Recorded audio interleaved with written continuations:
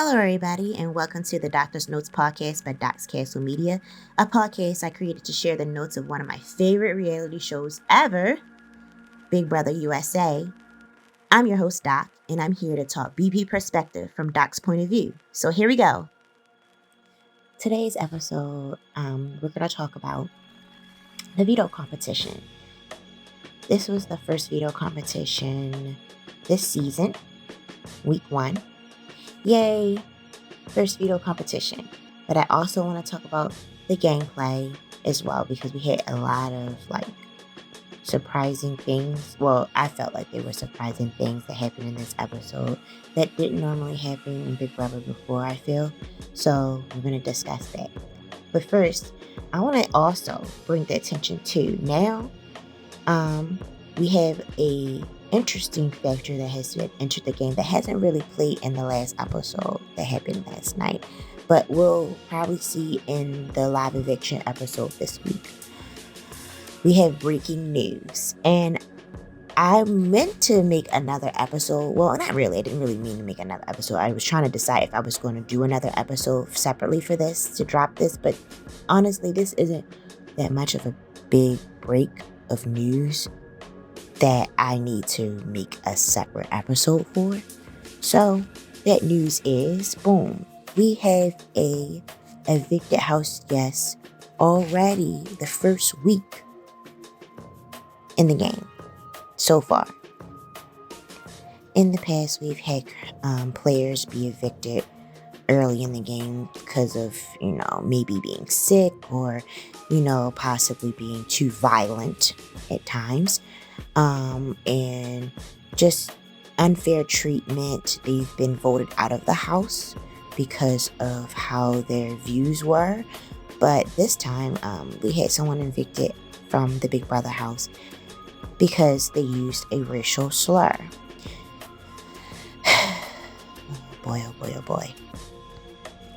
Luke Valentine, one of the Big Brother players from, I think he was from Florida, was evicted from the Big Brother house because he used the N-word in front of 3 other house guests in the game.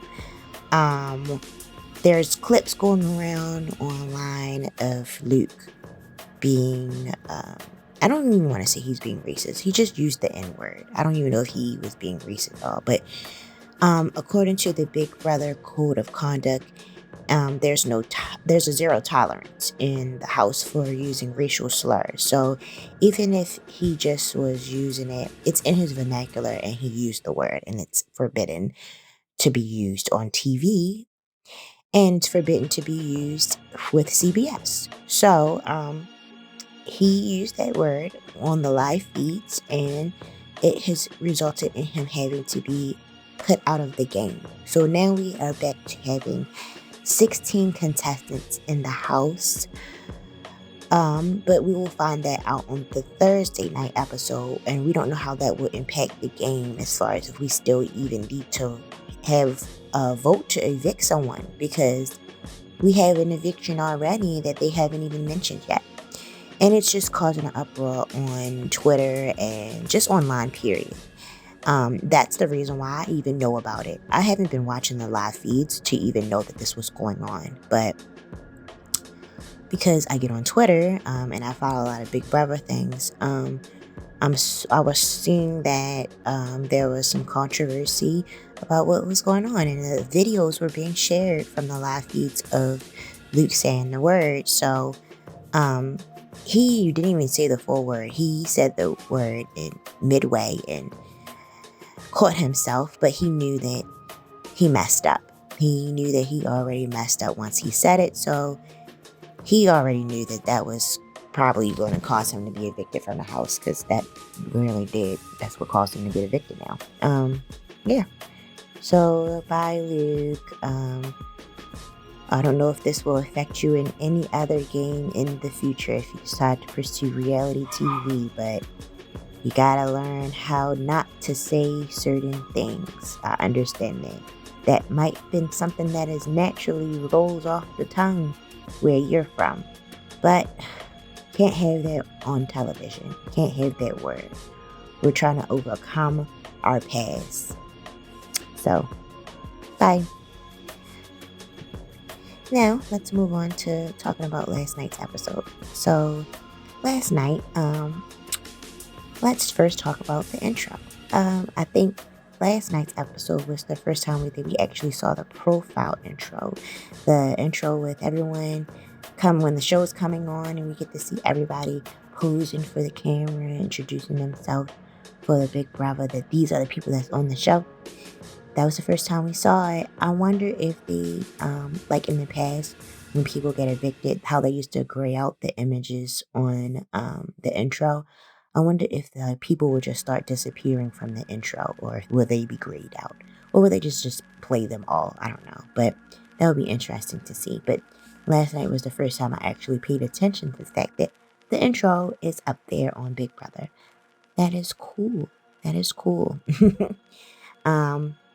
So when we go in, we get the recap, of course, and I want to bring attention to what has been developing on, or what CBS is trying to show us on this episode, because I'm not watching live feeds, but this is what's basically going on. We got a few alliances that's building up in this game.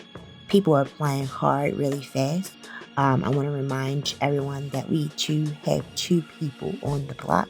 The two people that we have on the block right now is still Kirsten and Felicia. It's still Kirsten and Felicia. And they have to play in the veto competition this episode in order to try to take themselves off the block. Not only do they play in the veto competition, but there are other people that play in the competition too. I believe it's it's 4 other people. I think it's 4 other people that play in the competition with them as well, to try to save them to come off the block. But I want to talk about the alliances that were developing before we even got to the veto competition. One of the refreshing surprises in the game had to do with the fact that there was a new alliance that I haven't seen, that was created by someone that I didn't expect to even create an alliance this early in the game. Usually in the past, we haven't seen older people make alliances the first week. They usually are gone the first week.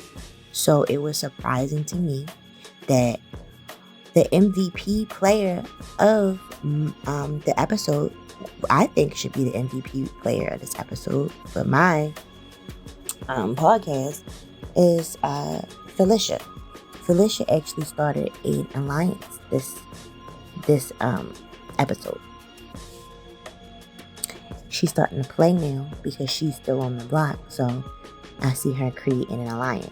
She created an alliance after realizing that there's another alliance that's building in the house.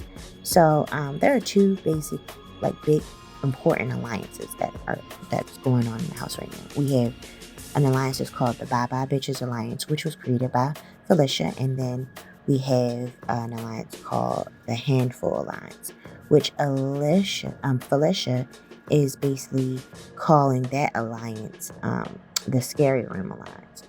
She's been very observant since she's been in the house, and she's caught on to the fact that there is an alliance that was developed by the group of 5 people that were sleeping in the scary room the first night. And those 5 people that are in that Handful Alliance is Cameron, Riley, Blue, Matt, and Jack.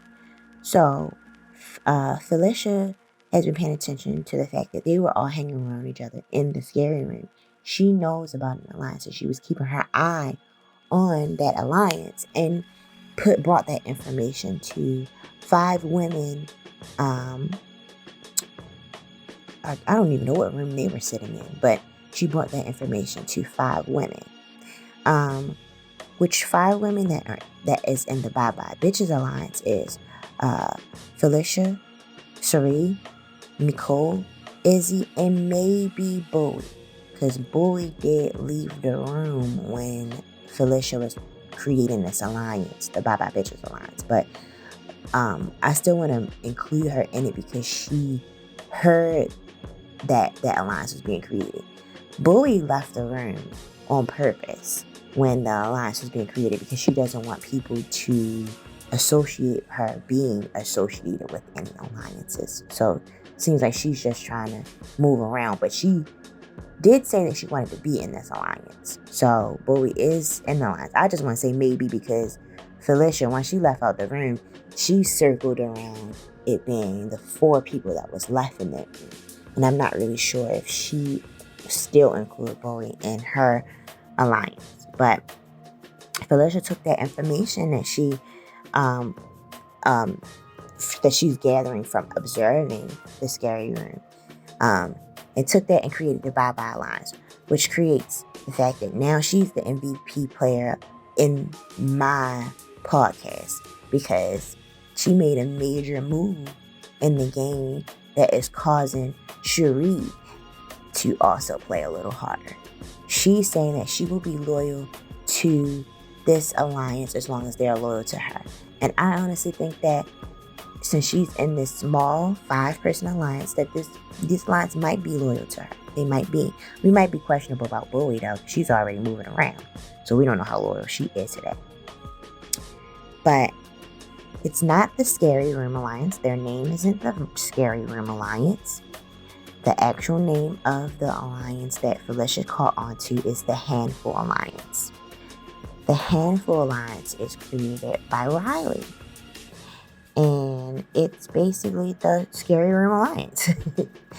But later on in the episode, we see that Riley also brought in 3 more people into that alliance. That creates a big, giant alliance in the house. It's an 8-person alliance, which is not a refreshing surprise at all, which is kind of a same old that we always see in the game is when they create big alliances like this. But it's a 3-person add-on to the Handful Alliance, and the 3 people that are added on to it is Corey, Jared, and America. That creates an 8 alliance that's going to basically use for numbers, voting people out of the house. They always do this.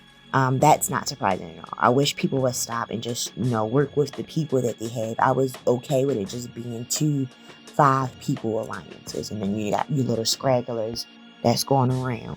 But no, we actually have another big person alliance. Will it work in the favor as the game goes on and we watch the game play? I don't know how strong this 8-person alliance will be. It honestly might just be strong because of numbers, but we don't know how loyal they are to each other. I know for a fact that Jared isn't loyal to the 8 group. I was about to call them the 8 group. The 8 group. The Handful group.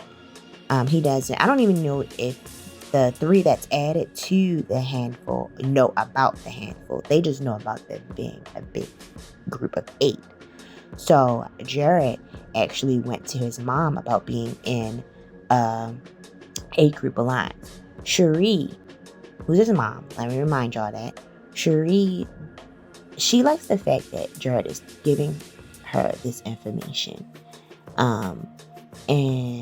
But she doesn't like the fact that she's not in the big alliance. It kind of puts her on the edge. So, but it's okay because she still has an alliance. The thing that I'm noticing is Cherie isn't telling Jared about her alliance. She's just getting all the information from Jared. So I'm already seeing that their 2-person alliance is kind of already one-sided. Cherie is working in her favor right now because she did not tell Jared about the Bye-Bye Bitches. Jared told her about the 8-group alliance. But she did tell him to stop talking so much, so she's still looking after him in a way. But the information that she's telling him is working in her favor only, I feel like. And will I say that strategic play is good? Honestly, everybody, if you're going to play a really, really good game, you got to have your secrets and you got to have your one person that you loyal to. We know for a fact that Cherie has her one person that she is loyal to, and it's her son. But she does have her secret. She ain't telling him everything. She's not telling him everything. Alright, so like I said, we have those 2 big alliances, and then we have our normal, we have our smaller alliances. So the smaller alliances that I can pick up on in the episode is Jag and Riley. They solidify a final two alliance, and we already know that Jared and Shuri have a final two alliance just from the soul of them being together and family. They have a final two alliance. So that's all the alliances. I want to bring us back to talking about refreshing surprises. Another refreshing surprise that was brought into the Big Brother gameplay this season.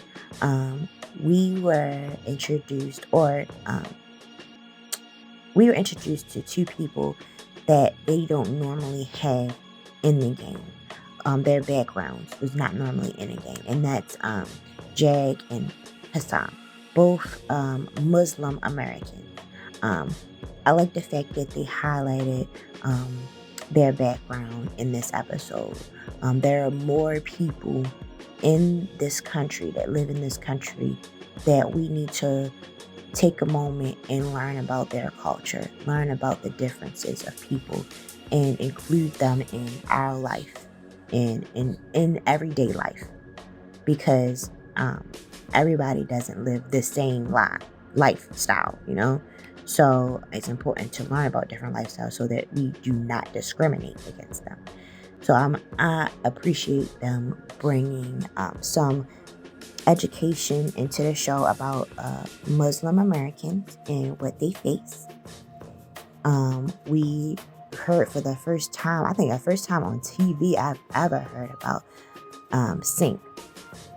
And that's basically Jag is sick, and so Sync, and basically they introduced his background. So that's the first time that was ever brought in. So that's a refreshing surprise as well. What else? Cameron had a few more diary room sessions in this episode. We see Cameron and Jag in this episode more. So we saw Jag because of the two-person alliance that he was building with Riley. They actually are calling the plays for the Handful Alliance together. So it was good to see Jag be in the episode more. And Cameron was brought in the episode more, and I think it was because he's also part of the Handful Alliance. But Cameron, he had some good diary rooms, so they added him into the show some more. Let's talk about the veto competition. The veto competition was from the Humiliverse this episode, and it was called Atomic Wedgy. It was basically a competition that was meant to embarrass people, because literally you was given an atomic wedgie in front of America. That was very embarrassing and funny at the same time. But yeah, the rules of the competition was basically the competitors, they had to stack 35 flowers in a puzzle, stack 35 flowers, and then at the end, once they got their 35 flowers stacked, they had to go press a buzzer to win. But you were always interrupted with an atomic wedgie periodically. So that was basically what was keeping you from kind of working on the stacking the flowers. The people who played in the competition was Blue, Riley, Cameron, Hisam, and Felicia, and Kirsten. It was, I think, a lapse of around 30 to 40 minutes in that competition. It was a long competition, like a long to even watch when I was watching the competition. Sometimes you sit there and you're like, why did they edit all of this in here? And with the diary room sessions. But basically, yeah, it was a long lapse of time. We was watching them build this puzzle. The veto competition winner was Hisam. I don't know why I keep calling him. I didn't call him so many different things. The veto winner was Hisam. And did Hisam use the veto this episode? He did not. He did not use the veto because he already came to the conclusion that he had came in second place in 2 previous competitions, and he didn't want to put himself as a target by deciding to choose to take somebody off of the block. Um, and plus, he said that he got to know both of them, and he couldn't choose who to take off the block between the two of them, which is, a reasonable reason to not take them off the block for him in this game at this moment, because he's not in. I don't think Hisam is in any alliance right now. I honestly think that his gameplay might have been motivated by Suri, because she came to him letting him know about the 8-person alliance that's already running in the house that he isn't included in. When she told him that information, he knew that he needed to play for himself to keep himself off of the block. He wanted to win that competition because he knows how he looks as a physical threat, and if he's not in that 8-person alliance, he knows that he could be put on the block for even looking like a physical threat, and knowing that he is, because how close he comes to winning competitions, and now that he actually won one, he doesn't want to be a threat and be put on that block. But Suri definitely played her hand in letting him know, and I think she is also somebody that I should list as an MVP player. The older ladies in this game are MVP players this episode, for real. Like, they put in that work in right now. So that is very refreshing to see. I like to see an older lady alliance. There are so many alliances that develop within the first week of Big Brother. It's hard to determine an alliance that's going to stick around. We already see that the alliance that was in the last episode, the Famous 5, has already dismantled, because we know that Luke was evicted and he was one of them people in the alliance. Jared has already dismantled the alliance because he done went to his mom and told his mom about the alliance in that episode. And Kirsten, she just knows that alliance does exist because she's on the block. So, she just knows that alliance isn't real. But the first couple of weeks, the alliances, they fall apart. So we have all of these things developing, but do we even know even if these things are going to last? Like, that 8-person alliance is definitely going to dismantle itself. The handful alliance might work because it's a smaller group, and Bye Bye Bitches might work because they're a smaller group. But it's the first week. So many things, so many alliances are developing. I'm wanting to only focus on the 2-people alliances that are developing within the first week, because the 2-people alliances that are usually developed in the first week, they make it pretty far. They make it pretty far in the game. A lot of the people that have won Big Brother has created 2-people alliances in their first week of being in Big Brother. So I really want to pay attention to the 2-people alliances that are in the game the most. Overall, this episode was a decent episode to watch. I enjoyed it. It was a good gameplay. I think that it wasn't, terrible. It wasn't something that was painful to look at, like some episodes we've seen in the past. But yeah, this was a good one. So to wrap everything up, this episode we basically talked about Luke's eviction. We've talked about the profiles at the beginning of Big Brother, how they look, and how high production it looks to me. It looks really good. We talked about the refreshing surprises that happened in this episode with an older people alliance. We saw the surprise of them actually talking about Muslim Americans and the things that they face. And we talked about I just listed every alliance and all of the gameplay between Cherie and Felicia and the Handful Alliance. We talked about all of those things. And I basically said that this was a good episode. So I hope to see some more gameplay tomorrow on a live eviction. I really hope that Luke's eviction didn't affect the game, but at the same time, who cares? I mean, last year somebody self-evicted themselves, and Taylor wound up not getting evicted in the first week. So it could work in the favor of Kirsten, honestly. Kirsten, this episode, she's fighting for her life. Maybe she won't get evicted. Anyway, it was a good one.